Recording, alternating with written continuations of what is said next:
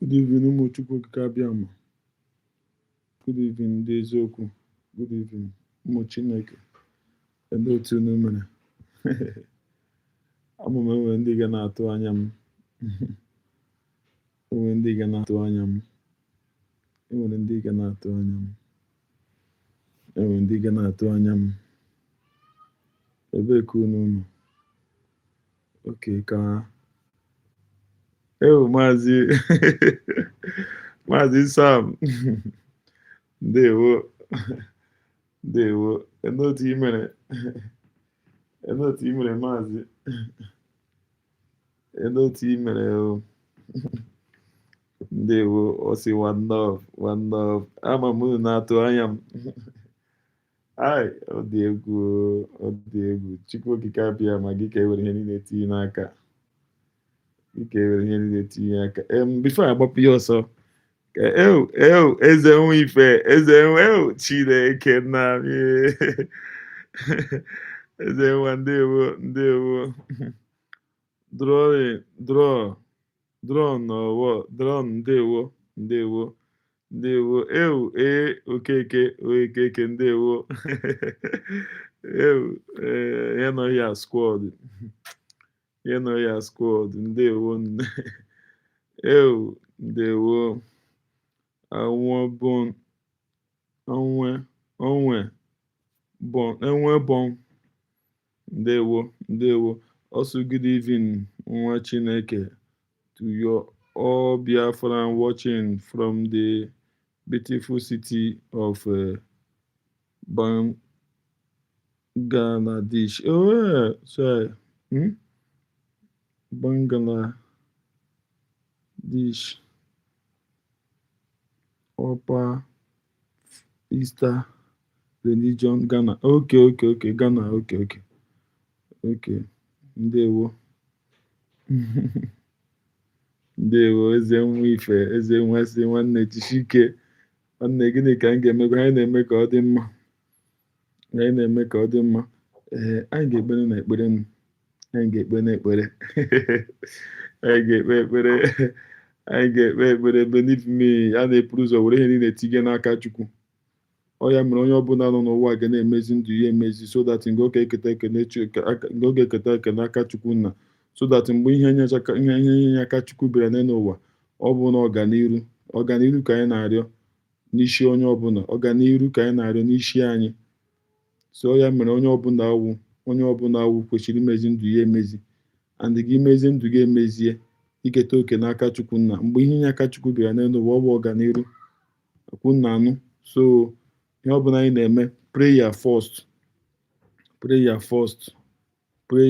because prayer is the key. And chetakwa na ya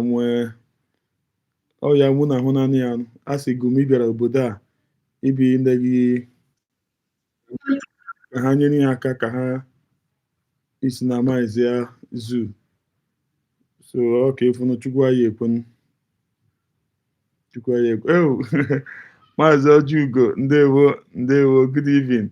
Abịara m late. Even achọghị m ịbịa sef, but enwere ihe m fụrụ menu m ji bịawa.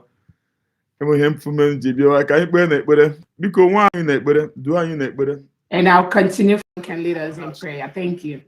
Duo anyị n'ekpere.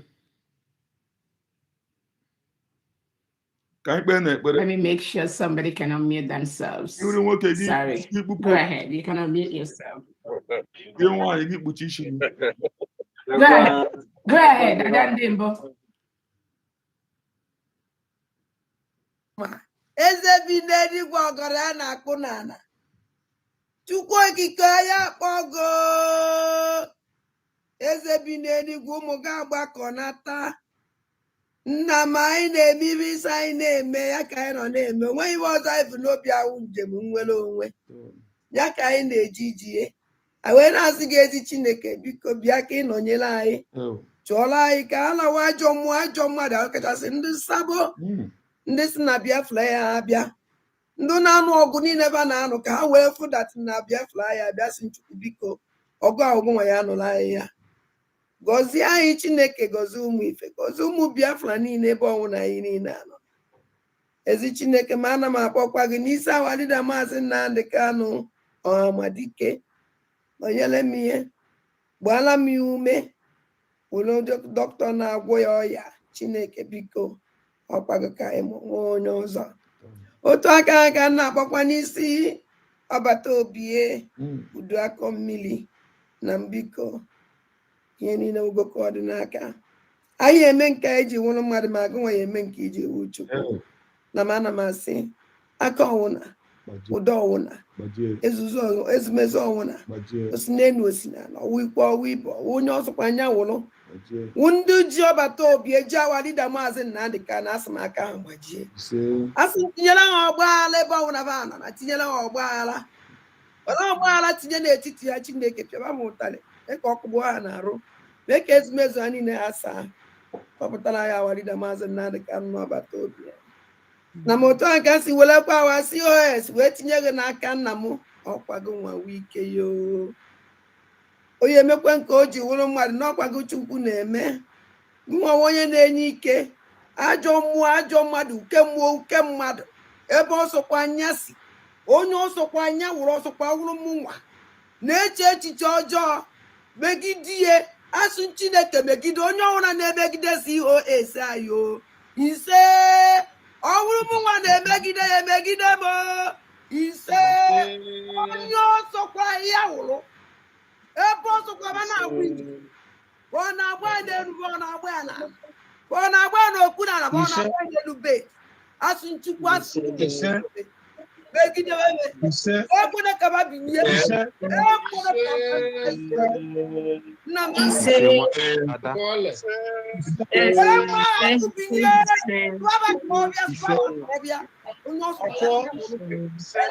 anya n'ihu emekọ na-ebele alịlị aka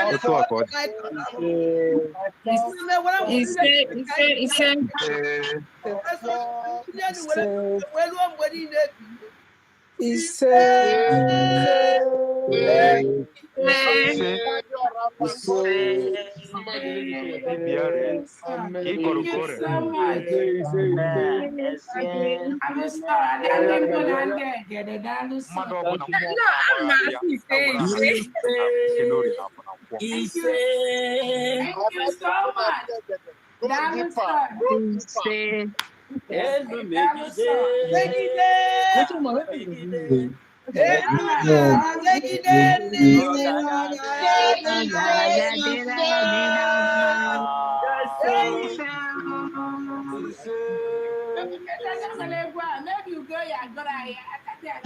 ọ ga-ekwukwe ugo na-agụ ya n'ime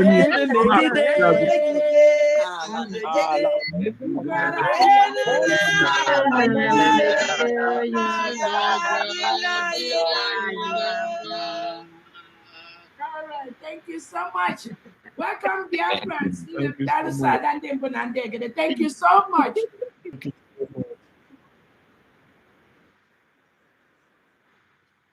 Thank you so much, ụmụ Chineke. Thank you.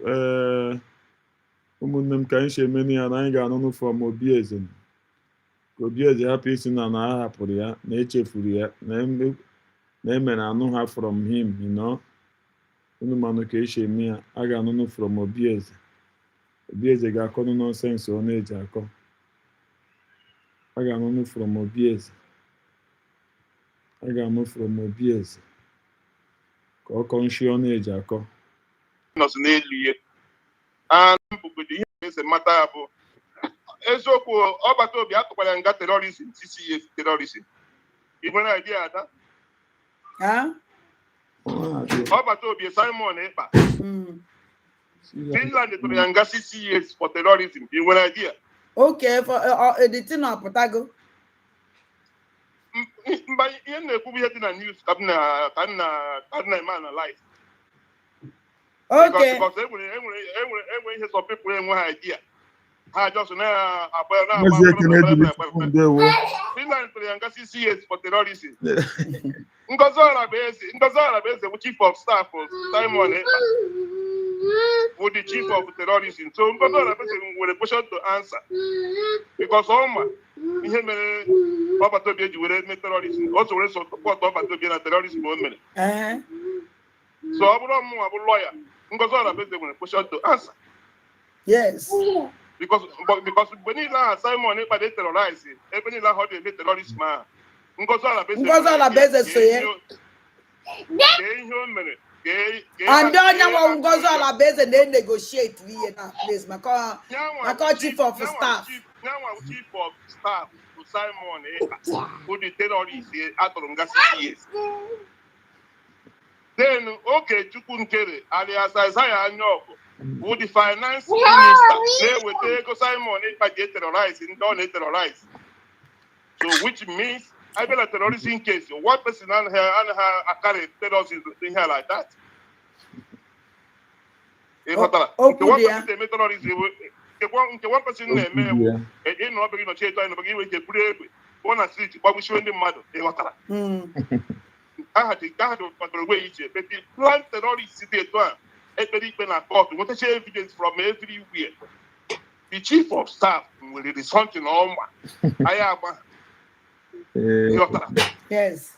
So the court was really made right. Sure. I'm going to invite a phone number. I got for communication. Young one over to be at the plan. I saw the terrorist over to be at them. But results also not over to be only the terrorist. Okay, we are Chico, Simon Edgehego. Okay, we are able to take a terrorist. So before I just send the agent terrorist, Simon is a terrorist now. Oh, when Catania Simon Bala, before I think Simon they go to terrorist. And when both them also now Simon plan, we need that. So Hannah, me going Hannah, no,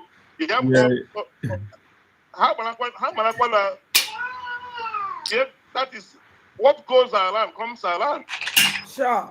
Hannah feel Simon, I can make this one by one. They have questions to answer. Because that is how it works. When we put on profits now, and when the case is when something they do, I got to know like I got to know. I'm going to Chinese pass release, but I got to know when I gave him a particular gave him a phone, got to your phone. But communication, even with that person, must say when other people on our plan, because so we is. On that terrorism, I had to decide money. So,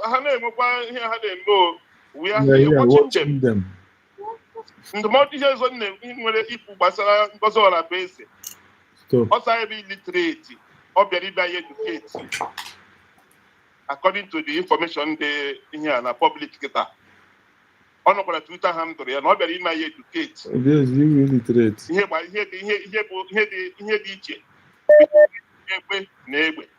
So you're not Canadian. Okay, no, I want to take a man. Am I able to get a hey, no, when the matter, Aruman.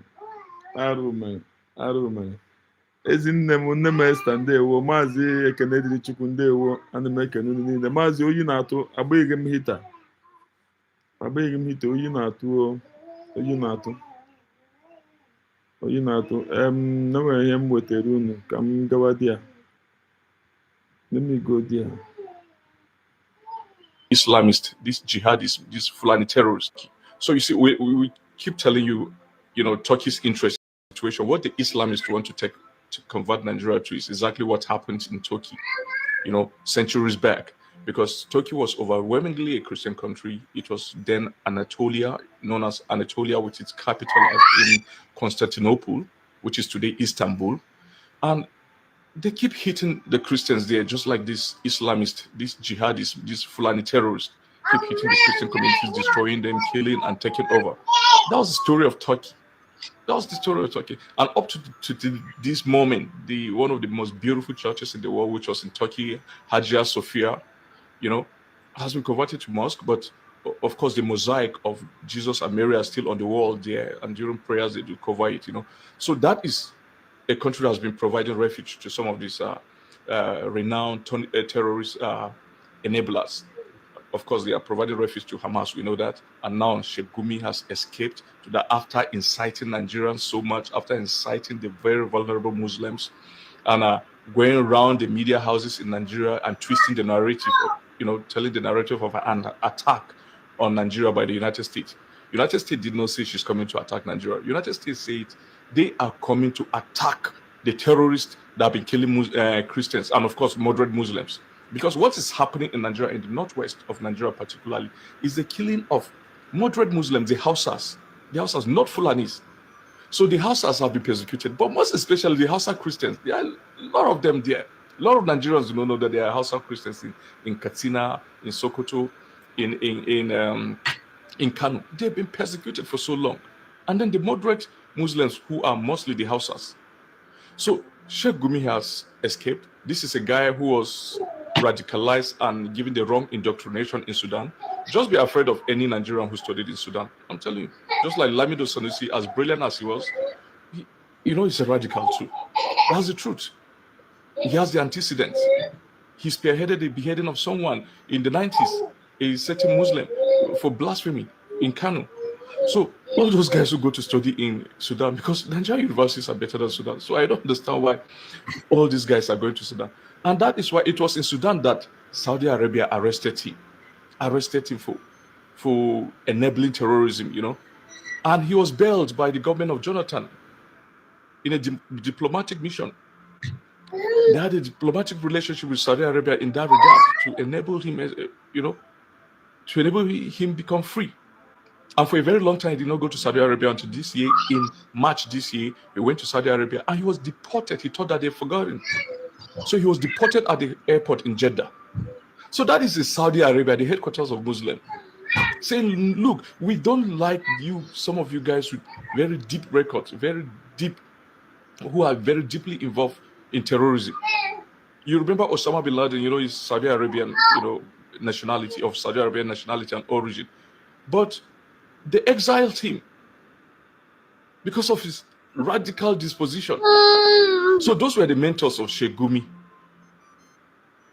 And the media in Nigeria, which to a very great extent has also been complicit, have been giving him room to talk. And the media deliberately stopped some of us from talking. I have a lot of friends in the media. They told us directly that, look, they censored them. They said they shouldn't give some of us the opportunity.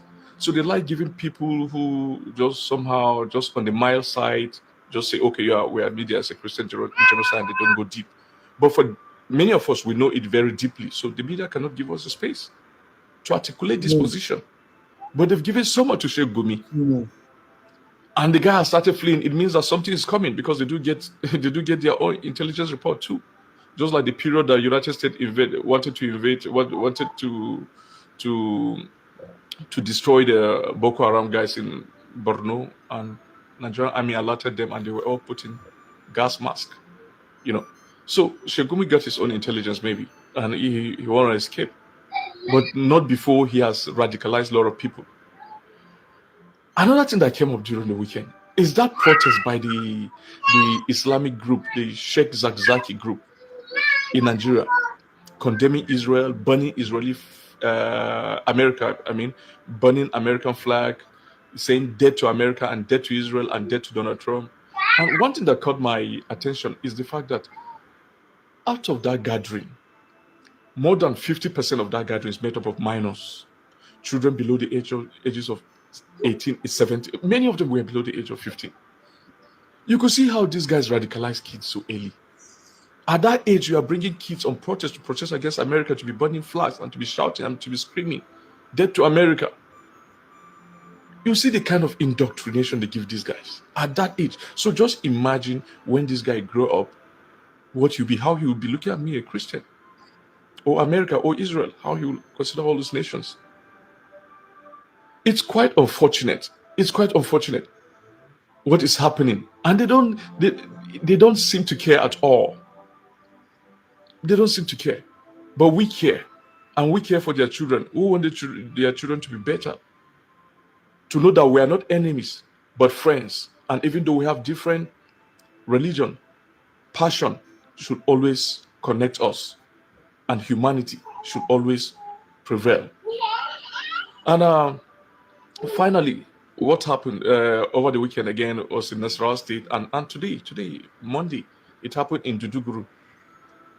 Fulanis came and killed people in Serkinoma.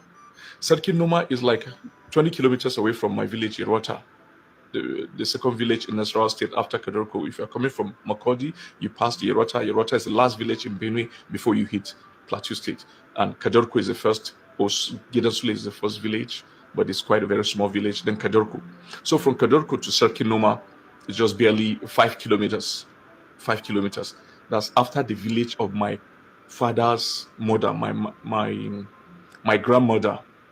My grandmother is from Che Atuma. That's a village between Kadorko and Sarkin Noma. So in Sarkin Noma, they killed about 2 to 3 people and injured others and abducted the Fulani terrorists. And today, that's on Monday, 10th of November, they killed 4 people in Duduguru. Duduguru is slightly after Agaragu in Nasarawa State. That is a place that is hosting the Catholic Church, the Catholic community, the Catholic Girls Secondary School, St. Kizito Secondary School, Girls Secondary School. So they killed a Reverend Father, a Catholic Reverend Father, and 2 other people, and abducted others, these Fulani terrorists. In all these villages, I have friends, I schooled in Gumi College Kefi. Most of my schools was in my primary school. My class 5 and 6 was in Away Central after I left Jos, in Away Central, Away, and then Government College Kefi and IJMB in SPS Kefi. So I have friends all in all these villages. They are the ones who keep alerting me of many of the attacks in Benue State, because these people do converge in their own communities to take off. Like in Giza community, when they converge to attack Erota, they converge and prayed for about 1 hour, prayed to go and kill my own people, But we keep telling because the Muslims in Nasarawa are moderate Muslims, and that is why most of the families in Nasarawa are made of Muslim and Christians in the same family, because they are moderate. So if Islam could be practiced that way, there will be peace everywhere. So many of the Muslims in Nasarawa State are moderate Muslims, especially in the southern part of Nasarawa and the middle part of Nasarawa, that's Nasarawa, Igon, Akwanga. But you see, right from the administration of Tanko Makura to this jihadist enabler called A.A. Sule, who is claiming he's clean and is even suing in courts Professor Gundu, for defamation because they called him terrorist enabler. He is. Right from their administration, they gave a lot of these lands to Fulanis, the terrorists, with the support of the locals, because the locals I don't know from where it started, started hating Tiv people, indigenous Tiv people. A lot of the Tiv people were there before them. But so they preferred the Fulani. They thought that they are fighting they made Tiv to become like the Jews, fighting the Tiv people. And so they hosted the Fulanis in their community. The Fulanis have started going against them now. So that is exactly the story that is happening in Nasarawa State. From Agaragu to Akaleku to Duduguru to Akanga to Kadorko to Giza to Kiana. Many of these communities have been ravaged in recent terrorists. That they did not learn their lessons from the Hausa and Danfodio. And the Hausas were practicing Islam before Danfodio. But Danfodio brought a violent form of Islam. And he ravaged the whole of Hausa land. His ally, Alimi, as a visitor to Afonja, the Yoruba Afonja, the rulers of Ilorin, the owners of Ilorin, the Yorubas, they hosted this guy in good faith, the Alimi. When he settled the guys who took over this, set up a jihad in Ilorin, took over Ilorin, and today the emirate of Ilorin belongs to the Fulani. Meanwhile, it's a Yoruba town. So that is exactly what happened in Turkey.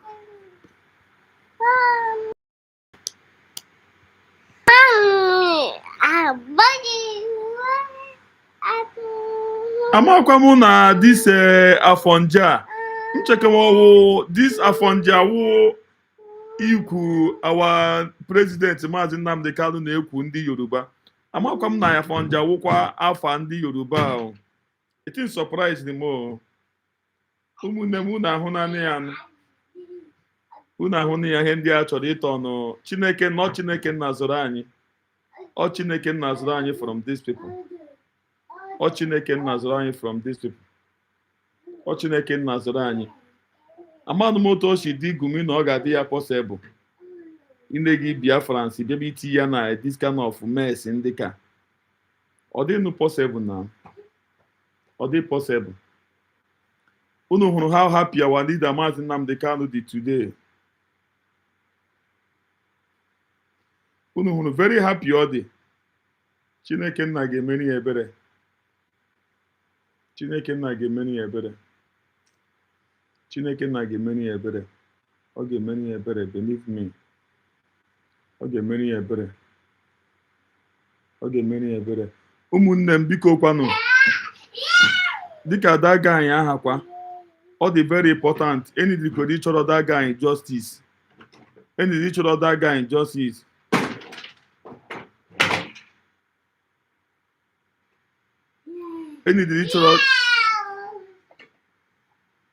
enidi chọrọ daga anyị justice believe me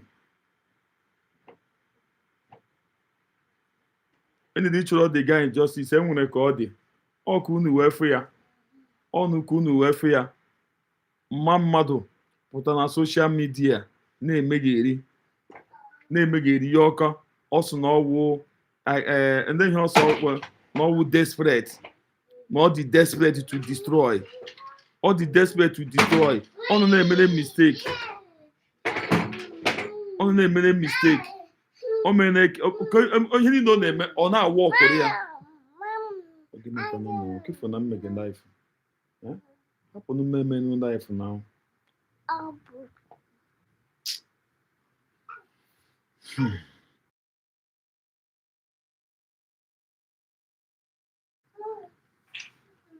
mmadụ dị desperate ime na at least a sị na ọwa agba agwa tụọ n'ogwu agba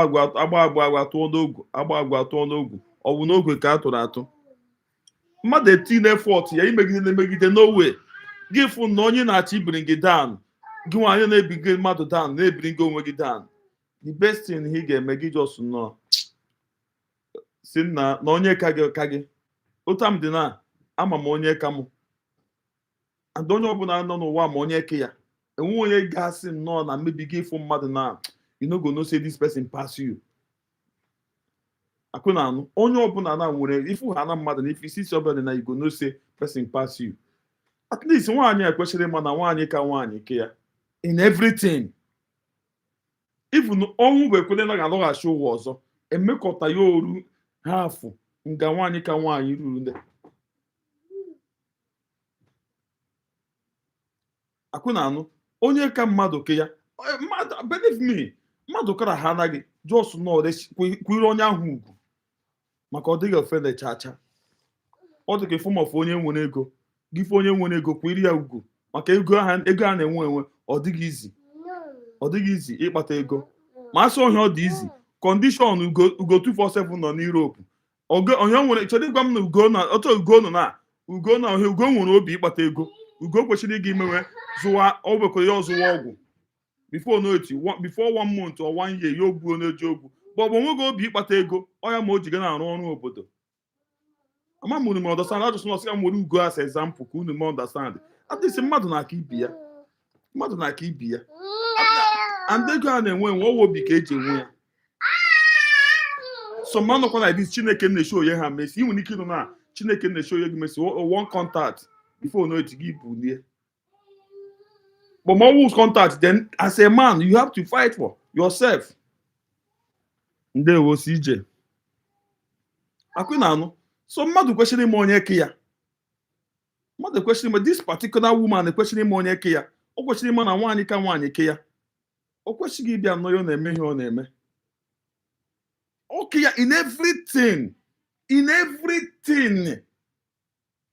okay ya mana ngaji o ji eri nri okay ya mana efere o ji eri nri so at least o kwesịrị ochie ya ewere m ga-eche nna agbalị ana m na don't try now say make I bring this person down you know they work today the onye ahụ nọ in a mess no ga-eme no yo just no hands up sere aka ya kụpụrụ ya but ọ nọ na-eme nnọọ because of maybe o firi nnọọ na okwu ọ na-ekwu na nwere ike igbu mmadụ okwu ọ na-ekwu nwere ike ime ọma na enwere ndị nwere obi ibu n'ọkụ nwaanyị ka nwaanyị no send because someone also the reality someone no this person the mental disabled because the mental gịnị ka a na-akpọ dị ya na isi adịghị ya mma ị ga-abịa na-enye nnọọ gị onye ka gị aka hey Chineke nna me hey God forbid believe me onye ka gị aka ịmakwa nnọọ dị egwu ma sọ nwunye social media the thing nna enegide m dekwe nnọọ mmadụ jọsụ nnọọ beta nnọọ si nekwa achọwa justice for this guy otu Chineke nna ji emekwa ihe otu Chineke nna ji eme ihe ya na-eme ihe niile ọ na-eme Chineke na na-eme ihe o jiri bụrụ chi ndị gburu the guy today na ọgakwa gị meet ndị agha ndị gburu the guy now she have accepted ndị gburu the guy and ndị agha egbuo ya but imagine oke ị na-achọ chekiko na onwe onye ga-wee ochikwen ihe niile o kwuru ọ bụrụkwanụ nwa ya dị ihe ahụ were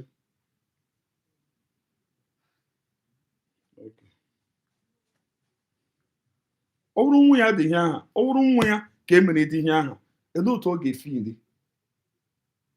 ga-efili ọ bụrụ nwa ya ka ọ mụrụ n'afọ ọ pụtasị na egbuo na the boy na-akpọ onye ọbụla enwe onye ọ na-akpọ ka a chọwara ya justice nakwa onye na-akpọ ma ọmị unu na lekwe egbuo na-elekwe ndị gburu ya ochikwe ndị gburu ya bụ today now quietly ọ ga-akụziri ndị ahazi na-agwa ụmụ aja ala na ọkwụ ndị ọrụ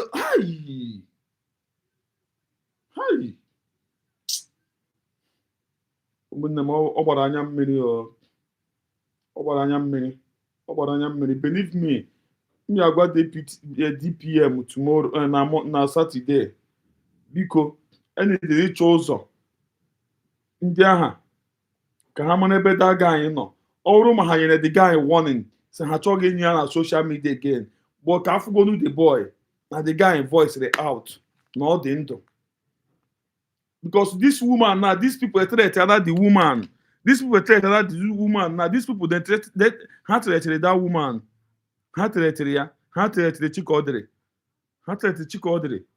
Chikaọdị ji bịazie now be na-akọzi ihe ọnụ na-akọ then threaten Chikaọdị aga anọkọta dat na o ji obi ya be na-akọ ihe ọnụ na-akọ then threaten ha threatened ya akwụnanụ then threaten Chikaọdị and Chikaọdị now enwere ihe o kwuru ya ma that guy ọ dị ndụ let them come out let the guy come out na ọ dị ndụ because Chikaọdị ekwere na the guy anwụọla so ị ga-abịakwa na mmadụ nwụrụ gị bịakwa na-ekwu na the boy na ọ dị ndụ na ha na-achị imagine that kind of thing ụmụnne m amakwa m ihe nwaanyị a na-efi ndị o nwaanyị a onwekwa ihe if akwụnụ that woman enweghị o ji Chikaọdị ji ndụ mmadụ kpọrọ believe me enweghị o ji ndụ mmadụ kpọrọ unu cheki ya otu o si bie life ya ọ mụrụ ụmụ abụọ mụsara nne ya zụgide ụmụaji aha nwụọ bifo na-etinye ọ gawakwa mụọ ụmụ ndị ka ọ mụrụ unu otu o si cross Europe iji gwa gị dịka n'obi o nwere onye enweghị obi mmadụ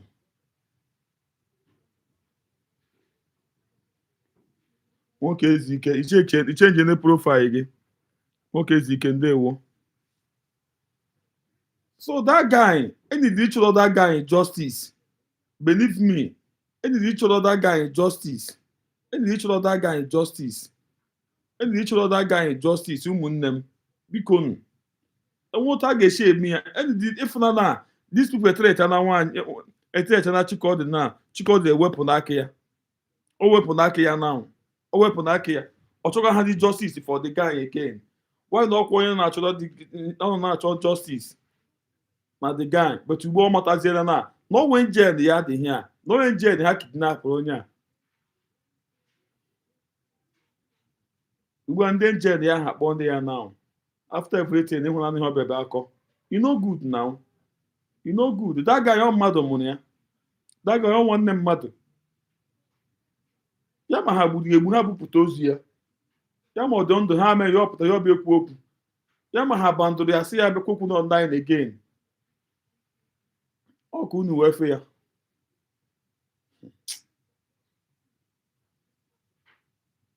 ụmụnne m enwere ihe m nụrụ but enweghị otu m si ekwu dị tii na-ekwu ọ ọwụ ihe ọbụla nwoke nụrụ ka ọ ga na-ekwu ọwụ ihe ọbụla nwoke nụrụ ka ọ ga na-ekwu eniri ịchọrọ this guy justice believe me eniri ịchọrọ this guy enwere ka ọ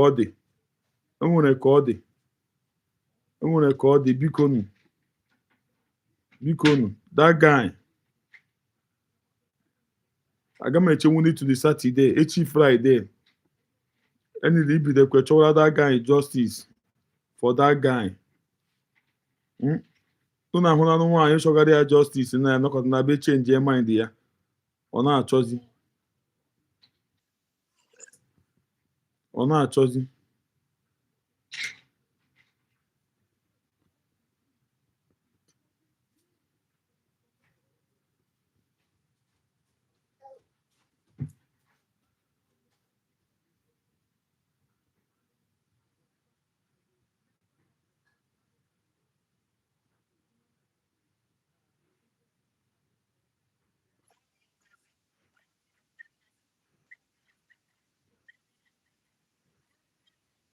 criminal call fine boy chelana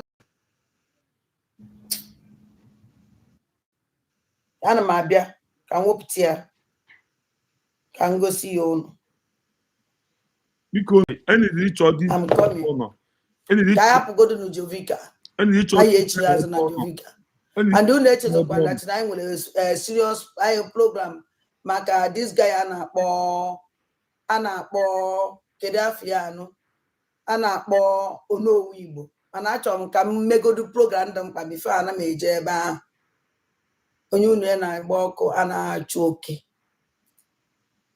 chenu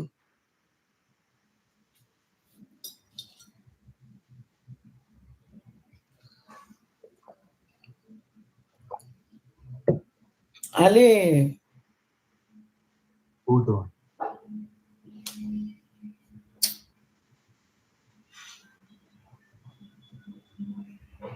ọ na-ewe m iwe ọ na-atọ m o bebego nenu this guy nenu From Biafran soldiers' hand. Because when you complain with me, oh my God hold on.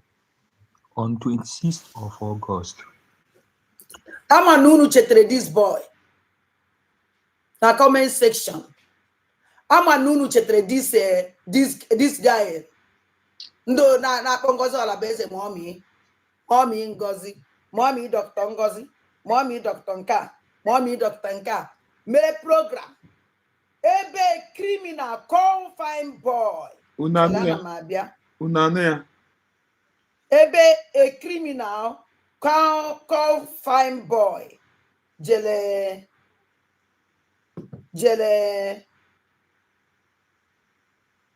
jele ime ha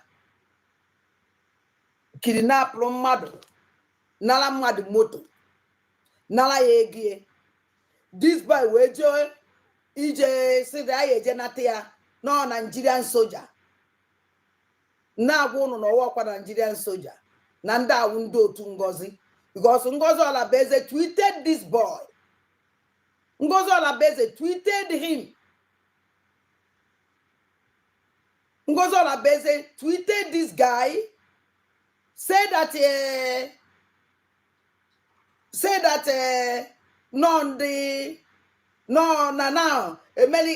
Biafran soldier go inwele their land. For Ngozi Olabeze tweet you. Imagine that onwere something. Ngozi Olabeze can never tweet you anyhow. I put a maybe a G. So on second boy of that man, Keki the Napoli, his second commander. So ya can na Jovika. Oh, ya say on a chief that normal other boy. Because of this guy, Chelen Kambia, Nene 2025. Kanjeri help Mado Bunatamoto from Biafran soldiers' hand. Because when you complain with me, Fengu, Emilia, understand? A case when I go. up till now, onwere onye ma ebe this boy no. This boy apụtabeghị okwubeghị okwu. Shows that na ha egbugie. Shows that na egbuone this guy. And all the media rubbish, media criminals in Ngozola Beze did not say anything again about this criminal. About this criminal. Okubeghị okwu. Emeka ngosi unu other criminal Ngozi Olabeze. So, ama na unu echetegi ọbaghị ụlọ anyị nwee continue na-akpọ ya. Dwasa Johnson say, ka m gwa Jovika ajụjụ. Ọnwụ na ọsụ na ya amarọ. This guy is Ngozi Olabeze terrorist. Onye ọhụụ na mana this guy kwuru okwu na this guy. Enwere mgbe o ji a support liberation. This guy that against Biafra. ụmụnne m na-anụ ya, ọ dị very bad, ọ dị very bad. Enidiri chọrọ this guy injustice. Ugbu a na nwaanyị esepụ n'aka ya na the woman esepụ n'aka ya na because these boys akpọnụ ya. Ọ sepụ n'aka, enidiri chọrọ this guy injustice. Enidiri ma ebe this guy nọ. Akụnụ na okwu na egbuola the guy. Ekwu na egbuola the guy. Ọ dị very important. Bikonu akpe ka m na-arịọ. Enwe onye mmụta ga-eche this guy. Bikonu arịrịọ ka m na-arịọ. Liberation from hate. This man condemned totally every time on a program. Gentle the Yahoo. That in that time, whereby if we want to go see a kuku, only provoke a lot. Nanya, down on our undu burienu, down on our undu meminalaya, down that mama maya, Adazoya, even Marmaya, you command did you will destroy Yanya. You see, when you follow somebody, know who you follow. Don't follow somebody because you want to follow that person. Or don't follow that person because of when you're wanting to go to dig or no weebo. Or when they pay one boutique. They pay the no weebo, they come. Or when they pay even. I tell you, none again. So, all these guys, you can not do Jovika. Or just me, I'm history about this guy. And do from this kidnapper, this man, Nana Saka Habitro Sewoku, after this we are Melu, Chibuze Watu, declare that guy wanted. The other guy declare Ngozola Beze, declare Chibuze Watu, declare Kwaya wanted. Another declare and go away. Wanted by Jenge. So, how to swap faces with Edamaker AI. Whether swapping multiple. Arịrịọ ka m na-arịọ. Maxon Ndewo, is Biafra now a sovereign nation? Almost held Biafra. Next. God bless USB government. Shalom to all the. So, na Jovika, umunne mono na bata, ona na share this program, very important. Kunu go there. Wokrobia na mekchara video. Anum on 31st Friday graga 31st no October. Eji webata this November no nuba. That boy na ndo utu ya no life. Men with information and no more man of life because Hannah apparently don't want a TikTok.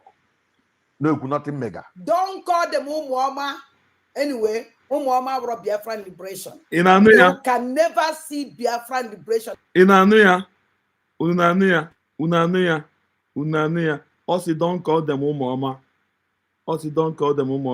But I put yesterday. Now, so no Biafra. Nandia have an aqua NGS ya.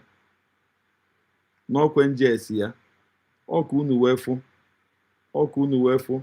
And now she's not talking about that boy again. That guy aha, ha kidnapụrụ. Ọ chọgara for justice. O ji na-akpọ onye ọbụla si abịa chọwa justice for the guy. Ụmụnne m, biko asọnya ha na nwanne ya. unu ahụ na anụ nwaanyị a this woman bịara ogbugbu the woman bịara ogbugbu ọ bịara ogbugbu ọ bịara ogbugbu ọ bịara ogbugbu enidi ịchụ ụzọ ka a chọwa this boy ebe ọbụla ọ nọ biko enwe onye ma ụta ga-echi ehepụ ka a chọta this boy enwere ebe ọ nọ ka a chọta ya biko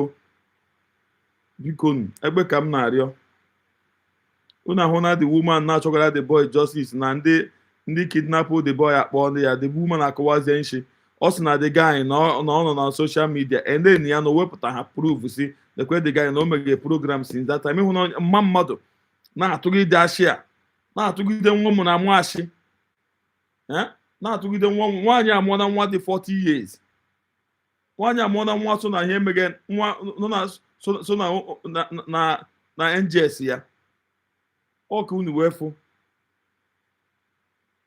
ọ dị too painful believe me that guy ekwesịghị just not end there up like that the woman chọrọ ya justice na anyị na-ahụ ya o kwuo ya na egbuola the guy geenụ ntị anọ na TikTok Ngozi Olabeze and onye ka Ngozi Olabeze na ndị otu eji eje gbukwa onye otu ndụ nke ụnụ ọ ndị otu ndụ nke gburu ndị otu ndị nke a maka ibe na-anụzi ụnụ na-anụzi against una self wee tweet ihe iji wee gosi ụnụ dat na ya egbugwara na agwara m ndị be anyị na Ngozi Olabeze don't do something with so no message ka o sendere ndị mmadụ na-ege ntị ha na-ezozo ezo Biafra or nothing. I joined that TikTok record on the screen. Let him record. Now, the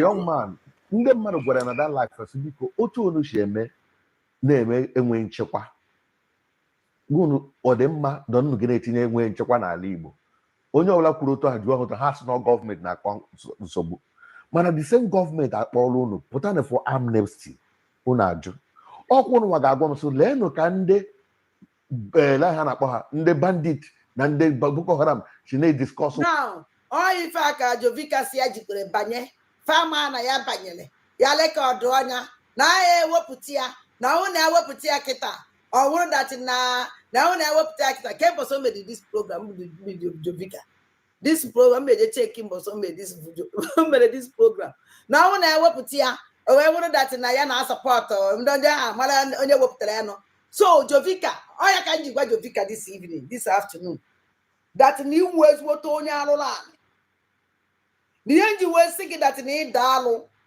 wee be ifuru ife na-emebi ifukwa na ọ na-emebi and na-asọpọt ife ọjọọ ka na-agba ọsọ iwepụta ndị na-eme na ana adịghị mma ka na-ezoye iwepụta ndị na-eme na ana adịghị mma ka eze ebe ịkwụ akwụ Jovika kedu ebe ịkwụ akwụ we want to know kedu ebe ịkwụ Jovika jiziri wee ga-emesịa ka ncheke mgbe o mere this program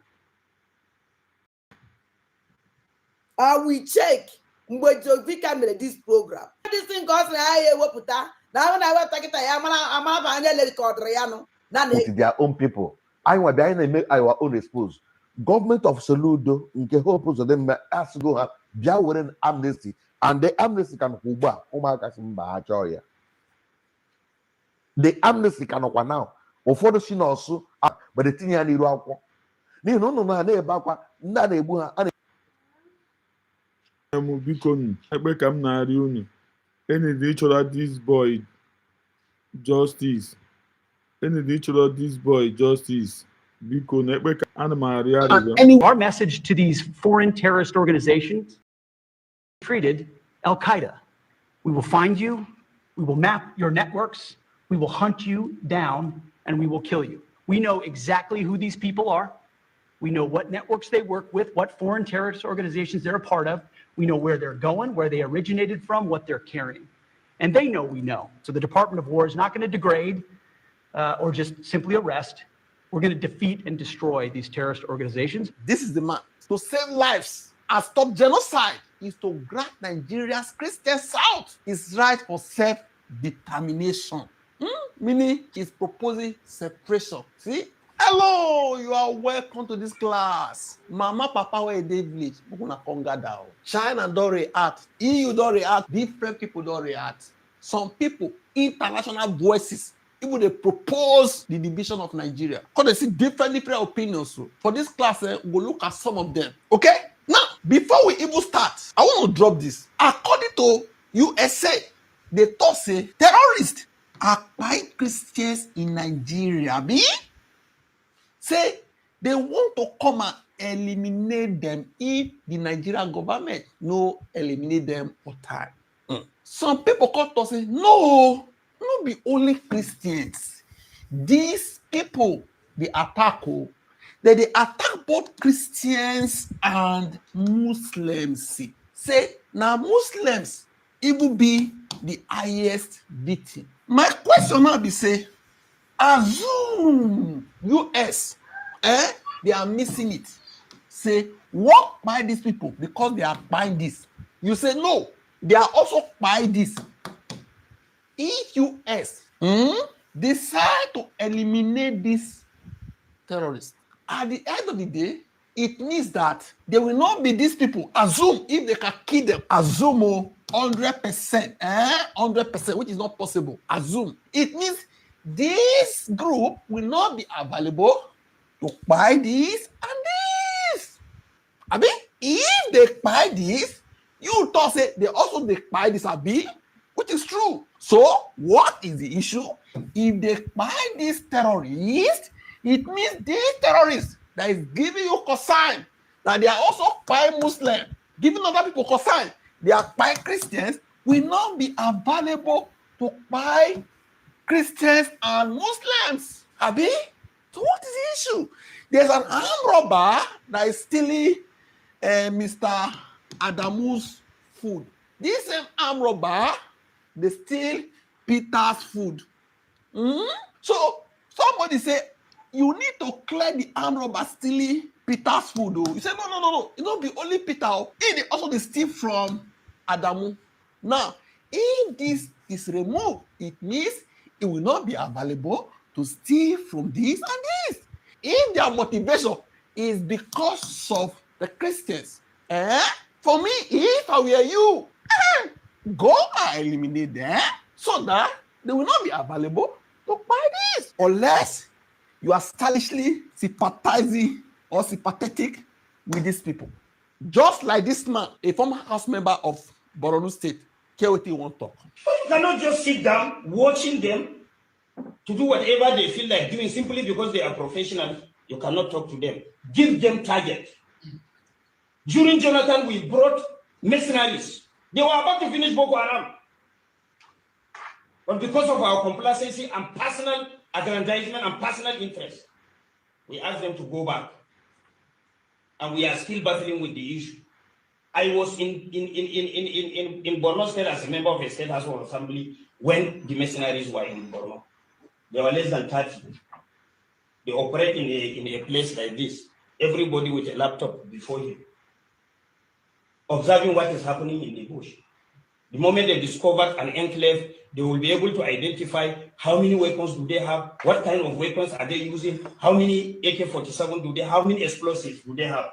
They will take only 3 or 4 people in a chopper, go and clear everything. They will snap pictures before clearing them and bring back exhibit.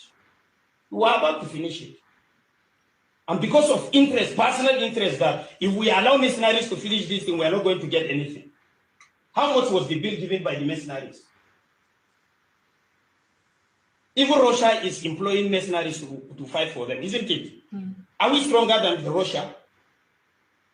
Is there anything wrong if you can bring somebody that can fight for you? There's nothing wrong in that. So I'm sorry if people are saying that National Assembly is not doing the needful, National Assembly is not providing the enabling laws. We have provided all the enabling laws. The enforcement of such laws is not ours. If government is not ready to implement, there is no way we can compel government. The only thing we can advise government, if government refuses to do it, there is no way you can force them because they have the machineries for implementation. you do not have. You don't hear that? So he told me there was a time they almost eliminated all the terrorists, but they had interest. They can't frustrate their efforts unless that is your desire. You are sheikh, you are whoever you call yourself. Maybe that is there's something you are protecting. You like them. The way they buy, there's something. There's something you are protecting, but you never talk out. Maybe after 5 years, 10 years, just the way he talked, you will also talk your own. That's what I say. Now, we will see the reactions when they react globally. First of all, we'll start from Department of State. Okay? We'll look at that one. This is like Aso Rock releasing press statement. Listen to her.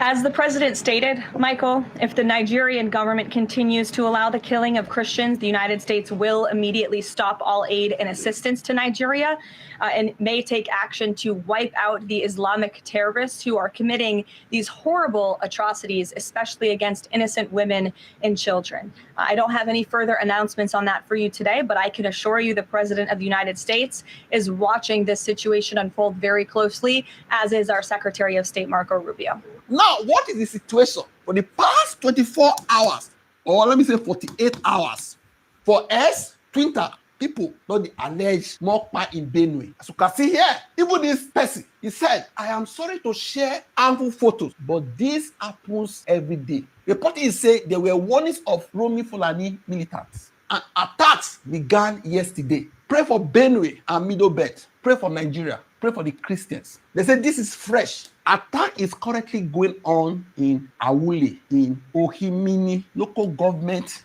area of Benue State. Look at how these children were massacred. Oh Lord, have mercy. And not show you the pictures. Here. Listen to this guy. This attack that is currently happening at Awule, you mean the local government area of Benue State. See, let me tell you guys something. I spoke about this same thing that is happening now, where they happen for this village. I spoke about it in August. That a small thing being happen, they get some kind of misunderstanding. I spoke about it and I told them that these guys will come back, and they said it, that they will come. They said it, that they will come, and I spoke about it online. I saw some comments online that time. Some persons were saying that I should not worry, that they are ready, that they are gallant, that they are ready. Now, these guys strike yesterday for the first time after that August time. When they were coming through the bush path, they saw one woman. When they saw the woman, what did they do? They said, make the woman give them water. As the woman give them water with their drink, they collect the woman and cutlass. They ask the woman, say she don't marry. She say she no get husband. And they say, okay. Say, make she go. Go tell her. People say, then they come. She go village. Go tell them for Anwule there, say she see these headsmen, say these headsmen, say them they come. Then what happened last night? Now these people attack. Now they gunned down people. That same yesterday, a lot of persons were missing. But what if they took what the woman said seriously? You hear also, they are sick by people, That's why Trump said, move fast, move fast. For me, anybody where was sick person, where will make the next person live, where will prevent the next death, the next torture, that person should be supported. I don't know how you look at, unless you like all these type of things. Assume they are your children. Assume na your friend. Assume na you. Assume na your brother. Assume na your sister. Assume na your wife. What you will think? How you will feel? Now, look at this guy, Peter Essent, United States Secretary of War, which is equivalent to Minister of Defense, Nigeria. Remember, Trump talk say, make it get ready, make them prepare. Look at what he said. He tweeted this because Trump said, get ready, prepare. But we look at it. He said, yes, sir. The killing of innocent Christians in Nigeria and anywhere must end immediately. The Department of War is preparing for action. Is preparing for action. We are not joking, okay? Look at this video I saw online. It might not be about terrorists in Nigeria. Generally, look at what he said. So our message to these foreign terrorist organizations is we will treat you like we have treated Al-Qaeda. We will find you, we will map your networks, we will hunt you down, and we will kill you. And you've seen that evidence in the maritime domain, whether it's in the Caribbean or in the Pacific with the last two strikes. We know what networks they work with, what foreign terrorist organizations from, what their these boats. So the critique of this is, of course, as often is the case, wrong. We know our authorities, it's locked tight, and we're going to treat them like foreign terrorist organizations on the offense. So the Department of War is not going to degrade. or just simply arrest. We're going to defeat and destroy these terrorist organizations to defend the homeland on behalf of the American people, making the jobs of law enforcement safer in the process, making the communities of Americans safer in the process. We think it's a very core mission of the Department of War, and we're proud to be here, Mr. President. Thank you very much, Pete. See, they know everything. Where they did, who they finance them, their sponsor, the links, where they sleep, where they wake up. Before Trump will even drop US, they know everything. That's why some people are jittery. They are jittery because they know say they don't contribute in one way or the other. They know say they don't support tactically. They are jittery. They are not happy. Say people will be say they happy. Say, hey, help us eliminate them. After all, they are also killing Muslims. No. They are jittery. You know? See so? Now we'll look at Chinese embassy in Nigeria. Remember, before they can release a statement in Nigeria, they don't approve for China. Look at what she tweeted. She first of all recognized with the Apple, with the Trump talk, the threat, everything. Then they can't drop their response. And this is the response. As a comprehensive strategic partner of Nigeria, now China they talk to. China firmly supports Nigeria government in leading its people to a development path that fits Nigeria's national realities, our national realities, whatever it is, how I want to make it be. We're on a day now. We are ready to support. Do it in your own ways. We oppose any country's interference in other countries' internal affairs, under the pretext of religion and human rights. Now, what do you start enter Nigeria in the name of religion and human rights? Okay? We oppose the wanton threat of sanction and use of force. This threat, one of the threats in Nigeria, we oppose it. Many people can react. One of them, China wants to protect those illegal Chinese miners in northern Nigeria by all means. Okay? Energy. Listen to this woman. Especially as it concerns security. You must have an enabling environment in order to do anything. So you cannot take someone that is virtually senile and another person that has been associated on several occasions with funding terrorism. That is Kashim Shettima. Kashim Shettima, we should not forget, Kabiru Sokoto. Kabiru Sokoto was one of the most wanted terrorists, and he was found and arrested in his house. Let us understand and let us not forget, this terrorism, this banditry, this carnage is not just happening by mistake. It's a multi-billion-dollar industry. A multi-billion-dollar industry because it takes a lot of money on defense budget. It has a lot to do with the sale of drugs. It has a lot to do with mining and illegal bunkering and illegal and illicit mining. And look at the areas that are generally affected by this. Take the Northeast, for instance. In the Northeast, you have the blue diamond. That is a strategic mineral.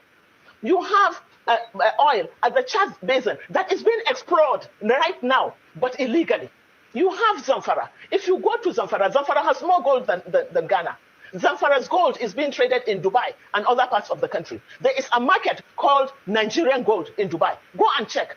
So who is doing this mining? Most times they are the governors, the people in power. They are the ones doing it in connivance with foreign mercenaries. Can you remember? Have we forgotten when they said there is a no-fly zone in Zamfara? Why should there be a no-fly zone? There isn't even an airport in Zamfara, but aircrafts land and they take off from Zamfara. And let me tell you something else. In Zamfara comes from China, ends up in Zamfara. You know why? Because in Zamfara has all the strategic minerals that you can think of. So when the containers come in from China, they land they end in Zamfara, and a bag of Zamfara soil is today sold at 5,000. So they need to displace the people to allow them to continue with their mining. I mean, it's multifaceted. You don't hear us, so everybody, they protect his property for Nigeria. Interest. Okay? Now, when we look at this man, a global voice on terrorism. His name might be Dr. Walid Fares. This is the man.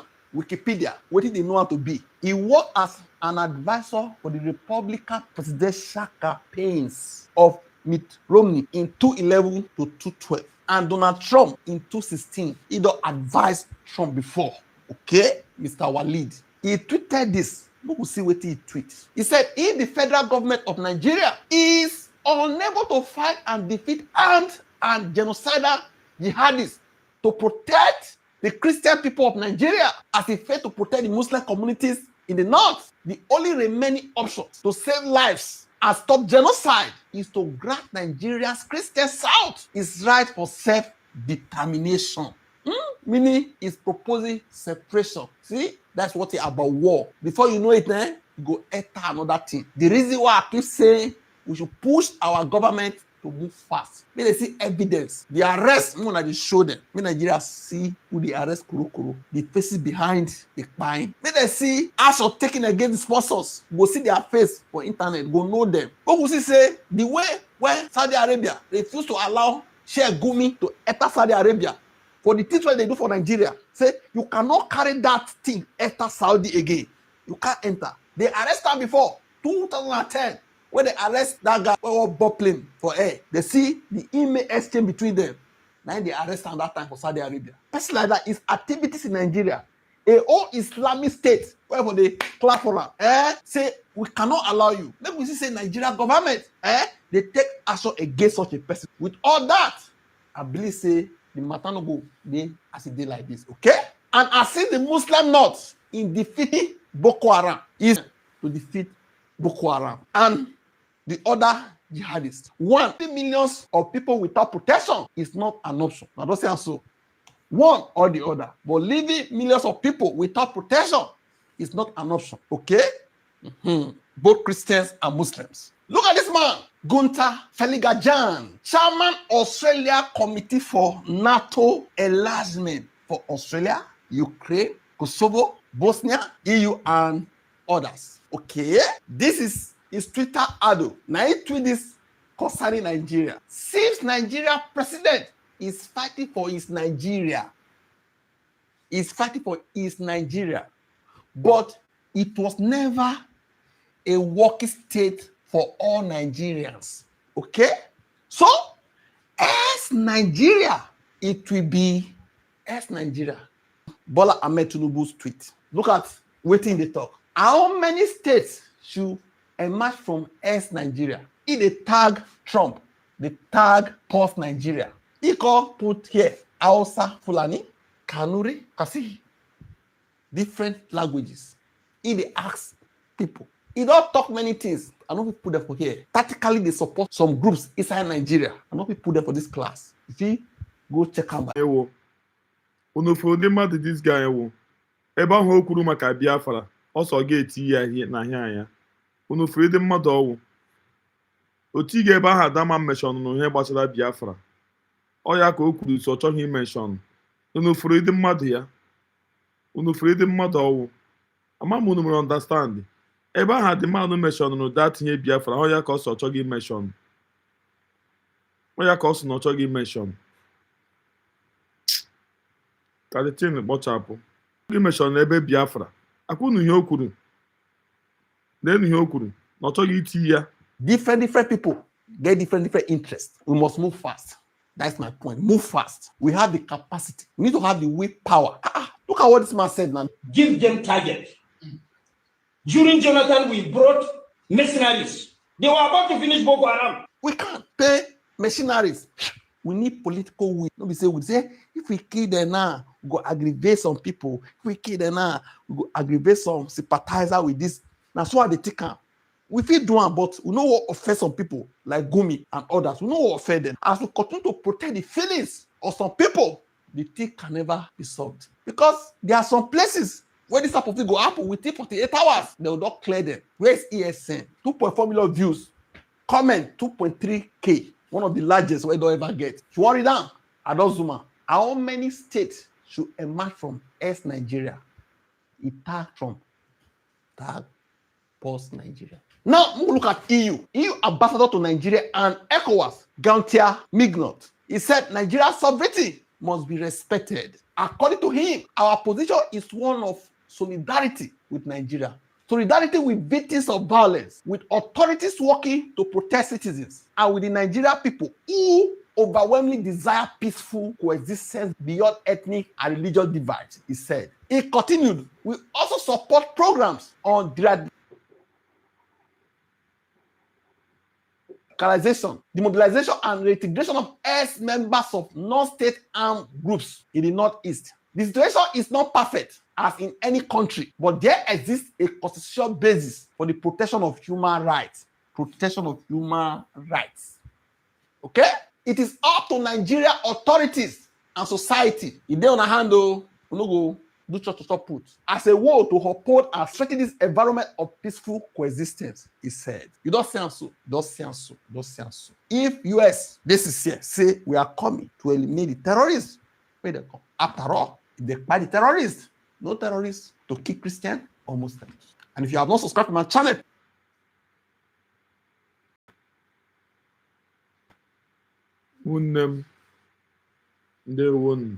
ndewo, good night. I love you all. Ka emesịanụ ụtụtụ echi ka anyị bidonu. Good night. Chukwu gozie unu niile.